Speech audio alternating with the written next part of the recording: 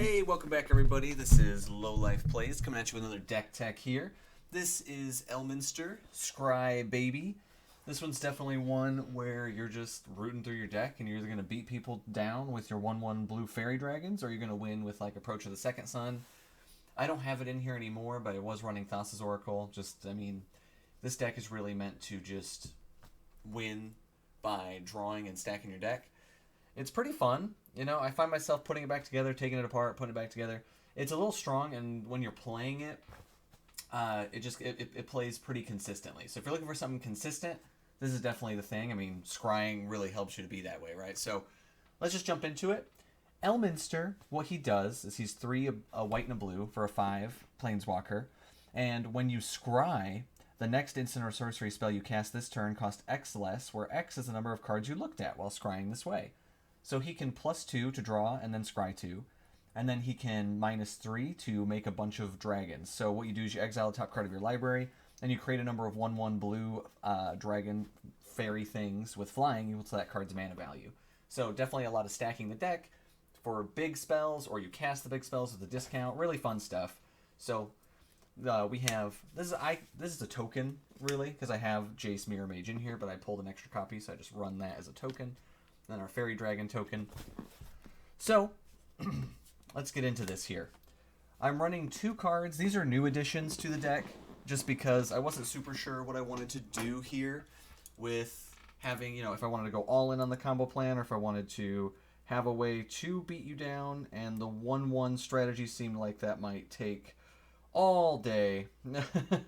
So we are running 2 cards here to increase our little 1/1s to make themselves a threat. So that way if our approach or something, or something happens to our approach combination there, then we can still win through beatdowns or just absolutely casting massive spells. So the 2 cards that we chose to run here are Intangible Virtue to give them the +1/+1 in Vigilance, and then Favorable Winds just to give them +1/+1. I'm running these 2 only because they are just 2 mana. They're really easy to get out. They don't impede our casting of Elminster at all. So that's the big reason there. Then we're just going to get into our creatures. We're definitely, we're Azorius, so we're definitely not running a lot of creatures, but the ones we are need to provide a lot of value to protect us, because Elminster is a planeswalker. So we're running a commander that can get hit, which is, but he really racks up those counters with a +2. So Fog Bank, it's a flying blocker that blocks all damage that gets dealt to it, so that's pretty nice. I'm also running the second Doctor, so you have no max hand size, which is great for us, but also at the beginning of your end step, each player can draw a card, and then everyone who did can't attack you or permanents you control during their next turn. So pretty good stuff here, stops you from swinging at Elminster, and people really love that card advantage. I run this in my bunny deck or whatever, and people take the card pretty frequently, to be honest. We're running Teferi's Protection. Sometimes we just gotta get out of dodge, so this is the best way to do such a thing. But if you wanted to, I know Teferi's Protection is a little bit expensive now, I would say just run like another counter spell or another scry spell. The scry spells are probably the most important things, or maybe another big splashy spell, who knows. Spellskite, we're running this boy because, changing targets of spells is nice. In addition to that, he's a 2-mana 0/4 blocker, so I really like that aspect of him. Alright, let's get into some ramp. So we got our classics like Soul Ring, Arcane Signet, Talisman, Azorius Signet, Thought Vessel for the hand size, and Felwar Stone. And then I'm running Smothering Tithe. I'm debating on taking it out just because Smothering Tithe, it provides you a lot of value, and we do have big spells, but it just makes you such a target. And, we really want to use our dragons to block people hitting Elminster, so I don't know. I'm test running it out. We'll see. It has done good in the past. So this is getting into our interactions section, right? So we are running Rest in Peace because we don't really care that much about our graveyard. Like, we do have some stuff, but in reality, like, there's so much graveyard shenanigans these days that I always have to run something like this just to shut them out. And Rest in Peace can really do that to them. If you ever played a graveyard deck and you get Rest in Peace, man, it sucks. Generous Gift, Stroke of Midnight to destroy those pesky permanents. I mean, this one's a non-land, but this can get rid of lands. Always got to have something to blow that up, like a Glacial Chasm. We're running a Path to Exile, and then we're running some wipes. So Supreme Verdict, Farewell, and Austere Command. I want our wipes to be flexible, but also I kind of want them to cost, like, 5 or more, because that way they're also fodder for Elminster's Dragon ability. So I don't think a Wrath of God or anything like that just felt like didn't do much, and plus I'm a big fan of ones that cost a little bit more than 4, as long as they do other things or are more flexible. So Spark Double in here because we do have Elminster as our commander, so just having 2 of him is great, but we also do have other Planeswalkers. We have one specifically that we're going to want, that we could copy, but it's mainly in here to just double up on Elminsters, because then just with 2 of those you can draw 2 cards and scry 4, and you haven't cast anything, so it's just a cost 4 reduction. Really, really good. Oath Its Fairy, same kind of concept here. You have 2 activations on Elminster, so that can really be nice. And then we're going to get into some of the Countermagic. We're in blue and white, so yeah, we're going to say no. We're going to say no, probably too much for people to like. So we're running Disdainful Stroke, Swan Song. Permission Denied is a really fun one. I like these that you're just like, okay, counter target non-creature spell, and then now opponents can't cast spell non-creatures this turn. So it can just shut off maybe like some sort of combo, or just slow somebody down. Render Silent is along the same lines, but it's any spell. Mana Drain really helps us just, you could counter something early game and just ramp Elminster out. That could always be really good. Negate. Commandeer, it costs 7, so it could be 7 dragons, or you can just exile stuff to gain control of target non-creature spells. So it can be really, really flexible with like a Psych Rift, or something that might really mess up your tokens. So I like this a lot. One of my favorite counter spells in this deck, just because, I guess not counter, but interaction spells in this deck. Seizing Control and also costing 7, but not costing 7. It's kind of along those Yuriko lines where you have big spells that aren't really. Running Classic Counterspell. I am just running Long River's Pull. It seems fun, just a funny little counterspell. Give people a gift, so maybe, they don't mind you countered it. Like, oh, I'm going to counter your spell, but you can draw a card. So that's good. And then we are running Top Deck Manipulation, a lot of it. With all the scrying we're going to run Counterbalance. So Counterbalance, a lot of people don't play with Counterbalance now, but whenever an opponent plays a spell, you can reveal the top card. If it has the same CMC, counter that spell. It can be really, really strong with cards like Senseis. So, you can switch stuff around, just try to do that, or you can scroll rack it.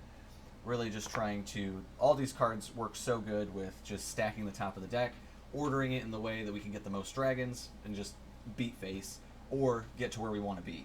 Brainstorm, also excellent with that, It's not scrying, but you do draw 3 cards, and then you put 2, so if you have some of those big spells in your hand, you can put them on top. Really good.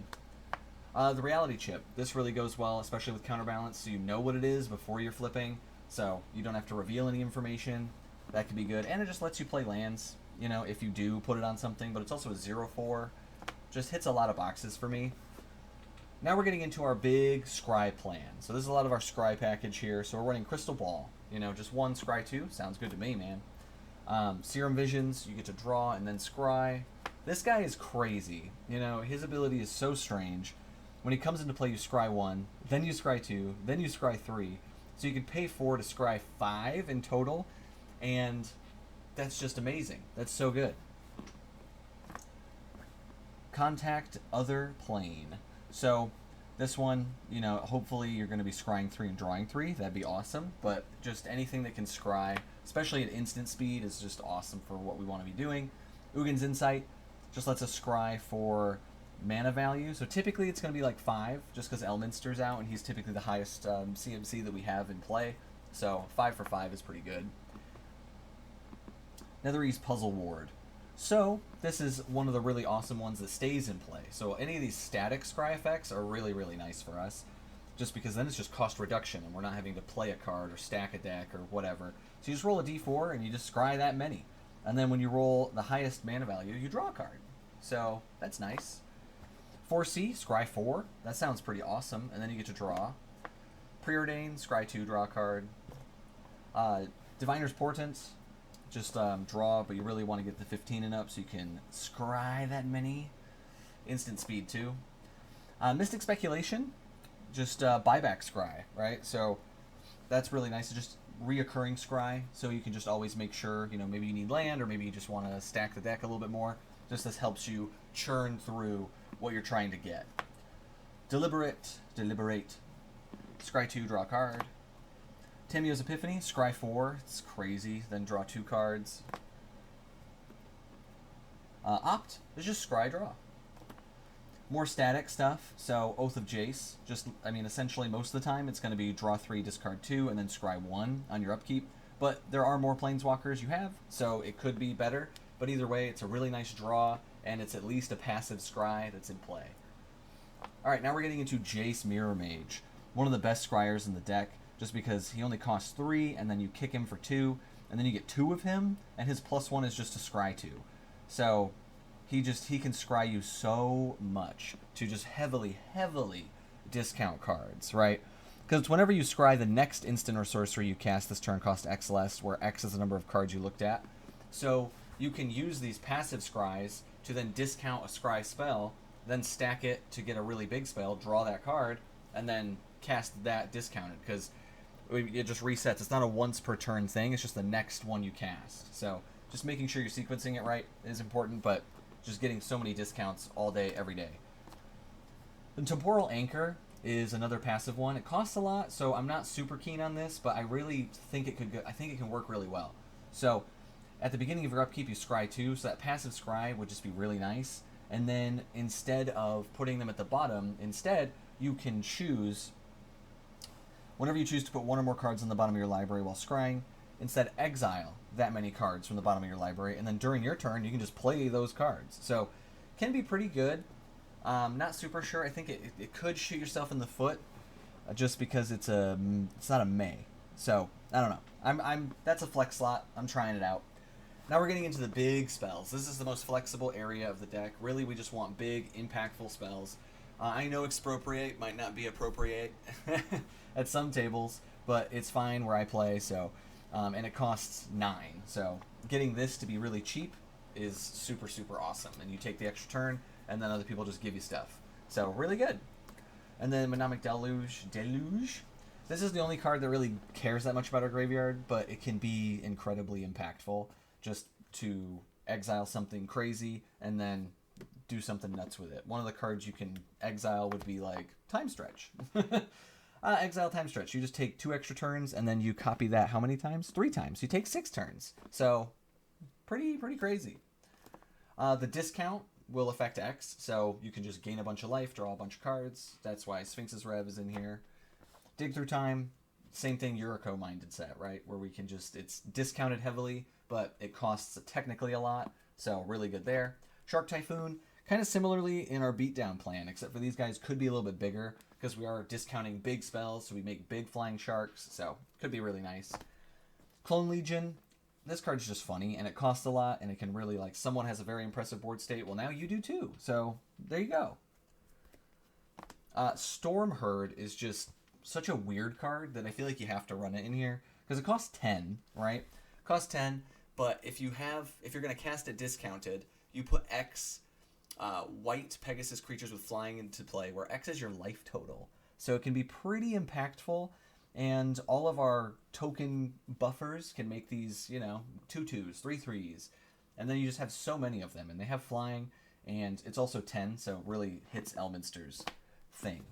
Approach of the Second Sun. If we're doing a bunch of scrying in Azorius and drawing a bunch of cards, this card just seems to make way too much sense to not run. And sometimes you just need a way to close the game out.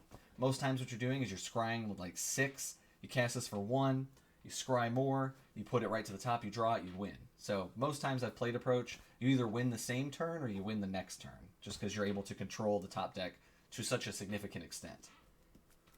Then we get to our lands. Lands, baby. So we're running Sephoric Springs and Undo Sky Ruins. So this one on the other side is just return target spell or non-land permanent to its owner's hand. So it's just a bounce that can come into play untapped. If you shock it in, or if you bolt it in, I guess. And then Undo Sky Ruins is just blowing up everything. It's a board wipe, but it costs a ton. So it can either be a land, a wipe, or more dragons. It really depends on what you need. I'm running Corehaven just because, it's a Maze of Ith that taps for mana and seems pretty nice for us. Something swinging at our boy, we can take that out of combat.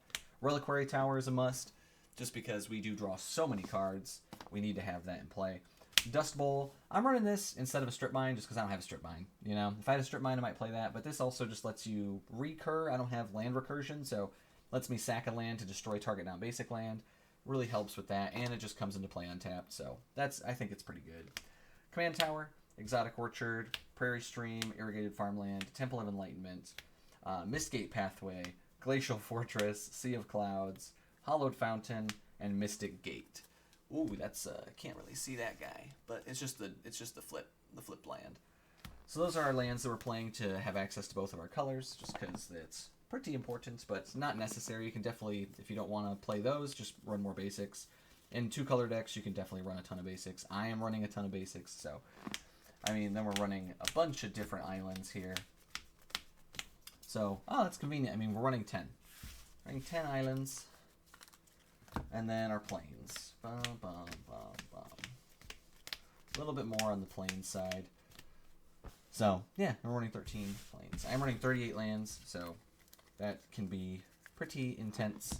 For some might want to cut it, but I like the 38, and then I like to adjust it from there. Typically, 38 seems pretty good to me. Rather have mana than not have mana, right? So that would be it for our little boy Elminster. Or I guess not little, he's an old boy. But either way, Elminster is a super fun deck that if you like to play control, then this is definitely a build for you, and you can definitely adjust it based on your price point. You don't need like a Smothering Tithe or any of that expensive stuff. The Scry spells are pretty cheap, and Elminster, I think last I looked, was like 50 cents or something, so he's definitely a pretty easy commander to put together. And he controls your deck so much that you could get away. I mean, you could probably just run all basics, to be honest. I mean, in a Command Tower and Exotic Orchard and stuff, just because the level of control you have on your top deck is so nice that I never had a situation when I played this deck where I didn't know that like the top 3 cards of my deck at all times. So if you're interested in this and you want to try him out and you want to play him, I don't really see him all too often, so he's definitely worth a try. Then follow the Mox link down below and just kind of check out the build, see what's going on there, and adjust it to whatever you want to do. But if you like this, just please remember, like the video, subscribe if you like me that much, or comment down below if there's any crazy Scry spells or how the deck is performing for you if you play this deck. I would love to hear from you guys. But that will be all for me. I will see you guys in the next Deck Tech video, or I guess Magic thing. Bye!